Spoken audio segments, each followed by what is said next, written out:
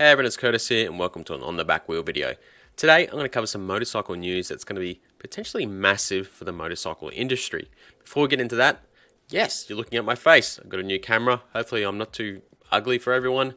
And also, make sure you be a legend and hit that subscribe button. The first news I have is potentially massive for the motorcycle world. KTM, Yamaha, Honda and Piaggio have signed a letter of intent to create swappable batteries for motorcycles. What does this mean?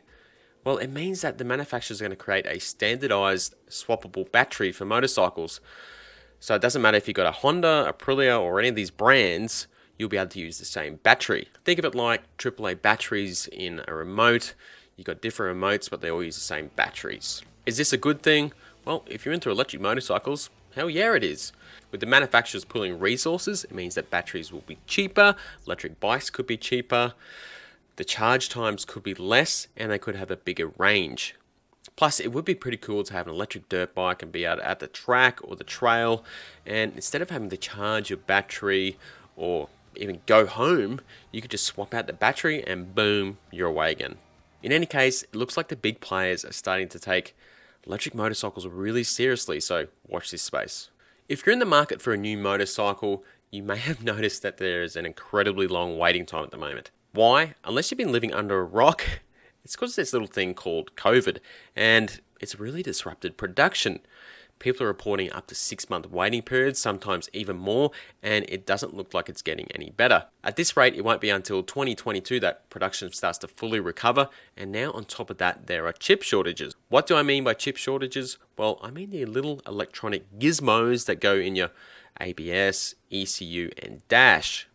Several car manufacturers like Ford, for example, have had to halt production because they haven't had the chips to create vehicles. To make matters worse, Taiwan is going through a drought at the moment. Why should you care that Taiwan's going through a drought? Well, they create a lot of the chips. And with the drought so bad, production has had to slow because there simply isn't enough water for people, let alone the industry. How does this turn around? Well, they're just going to need rain. And until that happens, this could really affect the motorcycle industry. So if you want a new bike, get in now or prepare to wait. On the topic of motorcycle production, it looks like SWM are discontinuing the Super Duel. If you don't know anything about the Super Duel, it's a 600cc single-cylinder adventure bike. It's garnered a lot of popularity because it's light, relatively simple, it's got good power, 6-speed transmission, but in Australia we've been told it's getting the axe. Why? We haven't been told yet, but I'm guessing it's a combination of sales and emissions. Yep, that old bugbear. Sure, it hasn't flown out of dealers, but I thought it did enough to get an update at least. The bike was originally Euro 3 compliant, and then it updated for Euro 4, but perhaps the Euro 5 is too much of a step up for such a small manufacturer. This is disappointing as, honestly, the Super Duel is a good thing. If you haven't heard of it and like smaller adventure bikes, check it out, and if you want one, you might have to get in fast.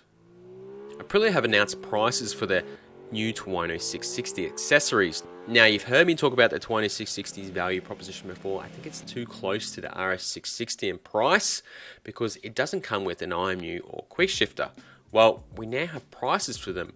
The IMU is $199 and the quick shifter is $199. These are actually pretty fair prices and I expected them to be more.